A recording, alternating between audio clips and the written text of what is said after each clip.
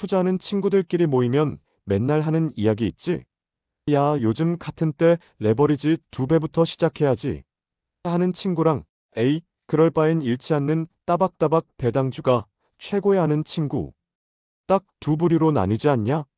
솔직히 우리 같은 개미 투자자는 늘 이 사이에서 헷갈리잖아.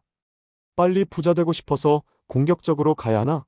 아니면 마음 편하게 오래 해야 하나? 그래서 오늘은 이 두 가지 극과 극 투자 철학을 친구처럼 편안하게 비교 분석해 줄게. 이 토론의 핵심은 딱 하나야. 내 투자 성향에 맞는 지속 가능한 전략이 뭔지 찾아보는 거. 팩트와 논리 중심으로 돈 되는 이야기 바로 들어가 보자. 먼저 레버리지 2배부터 외치는 친구들 입장부터 봐보자. 이 친구들은 한마디로 극심하게 리스크에 노출된 사람이야. 나쁘다는 게 아니야. 특히 사회초년생처럼 시드머니, 그러니까 작고 소중한 돈으로 시작하는 입장에서는 솔직히 배당주 5% 수익으로는 집이나 차를 살 수가 없어. 이들의 철학은 이거지. 리스크를 두고 크게 먹는다. 그래서 급등주나 중 소형 레버리지 상품으로 한 방에 추월 차선을 타고 싶어해. 배당주처럼 시간으로 밀어붙이기보다는 보다 빠르게 수익성으로 승부하려는 거지. 하지만 팩트 기반의 리스크를 짚고 넘어가야 해. 성장주나 레버리지 상품은 변동성이 엄청나. 엔비디아처럼 솟아오르는 종목도 있지만 우리가 로또 1등을 보고 로또를 사는 것처럼 수많은 사람들 중에서 성공한 사람들은 극히 소수라는 거야. 공격적인 투자는 나이가 어릴수록 유리해. 즉, 어릴 때 하는 건 맞지만 감당 못할 리스크는 피해야 해.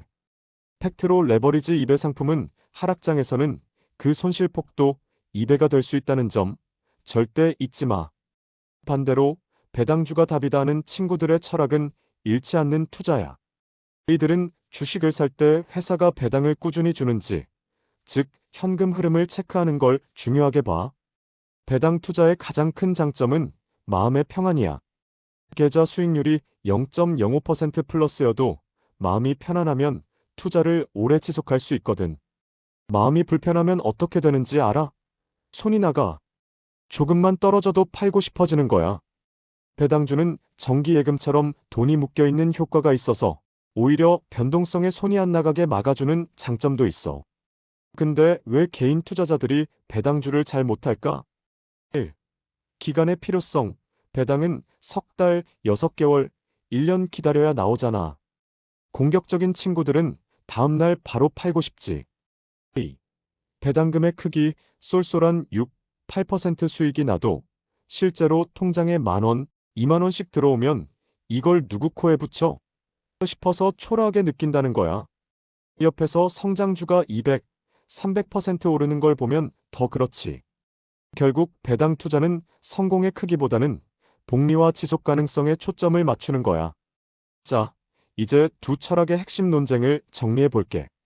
투자 고수들이 말하는 가장 중요한 개념은 바로 비중이야.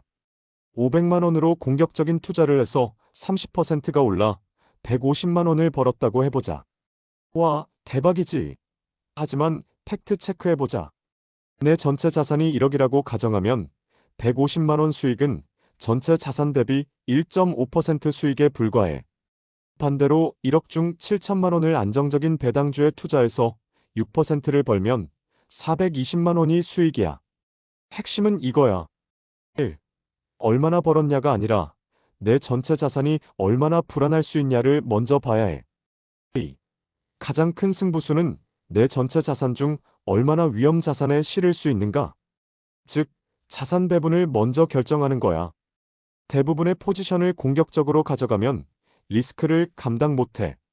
결국 성장주 투자는 인생 뭐 아니면 도, 식으로 접근하는 로또가 아니라 내가 감당할 수 있는 시드의 크기를 결정하고 그 안에서 배당과 성장을 적절히 섞는 게 중요해. 자, 이제 가장 중요한 실전 솔루션이야. 투자의 방향성을 먼저 정하는 게 핵심이랬잖아. 이 방향성에 따라 시드 운용 전략이 달라져. 첫 번째 방향성, 시드 비중이 어느 정도 있는 경우. 이미 어느 정도 시드 규모를 갖췄다면 배당주 비중을 높여서 안정적인 현금 흐름을 확보하는 게 먼저야. 그리고 남은 시드를 성장주나 레버리지 같은 공격 자산에 분산 투자하는 거지. 공격 자산에서 수익이 나면 그 수익금을 다시 배당주에 재투자하는 방식으로 시드를 굴려나가야 해. 이게 바로 시드를 지키면서 키우는 지속 가능한 전략이야. 두 번째 방향성, 사회 초년생 또는 공격적인 2030의 경우. 시드가 작아서 빨리 키우고 싶다면 레버리지를 활용한 공격적인 투자를 할 수도 있어. 하지만 여기서 핵심은 급등주나 중소형주가 아니라는 거야. 우리가 말하는 공격적인 투자는 나스닥 빅7처럼 근간이 단단하고 우상향하는 빅테크 기업을 의미해야 해. 키포인트는 분할 매수다. 우리는 전업 트레이더가 아니잖아. 아니, 심지어 전업 트레이더라 하더라도 고점과 저점을 정확하게 맞출 수는 없어. 하지만 최소한 여기가 역사적인 최고점인지 아닌지는 볼 줄 알아야 한다는 거지. 예시를 들어볼게. 변동성이 크지만 한국인들이 사랑하는 테슬라 차트를 보자. 2024년 12월을 기점으로 약 한 달 반 만에 고점 대비 약 56%가 하락한 것을 볼 수 있어. 만약 고점에서 레버리지를 몰빵했다면 음의 복리 때문에 청산에 가까운 손실을 입을 수밖에 없어. 하지만 4시간 봉이나 일봉으로 차트를 보고 최소한 고점에서는 매수를 피하고 떨어질 때 가운데부터 하단까지 분할 매수를 했다면 어땠을까? 실전 분할 매수 원칙을 알려줄게. 1.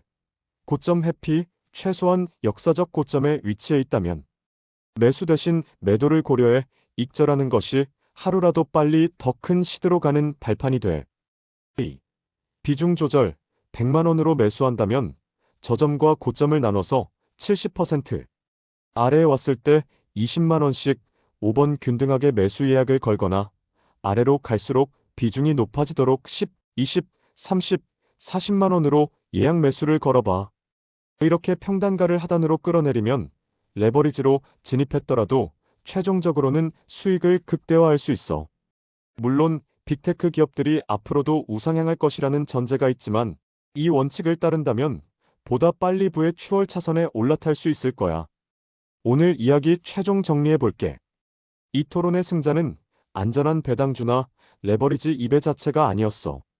승자는 바로 자신의 인생 계획에 맞는 방향성을 정하고 그 방향에 맞는 명확한 원칙을 세운 사람이지. 시드가 크든 작든 공격적이든 안정적이든 우리의 투자를 성공으로 이끄는 건 미래를 알 수 없다는 사실을 인정하고 분할 매수, 분할 매도와 같은 원칙을 지키는 일관성이야. 최종적으로 배당주의 지속 가능한 현금 흐름과 성장주의 분할 매수 원칙을 결합하는 게 가장 현명한 전략이 될 거야. 분할 매도의 기술 같은 실전 주제가 궁금하다면 가져와 볼게. 궁금한 점은 댓글로 남겨줘. 영상이 도움되었다면 구독과 좋아요 부탁해. 그럼 다음 영상에서 만나자. 안녕.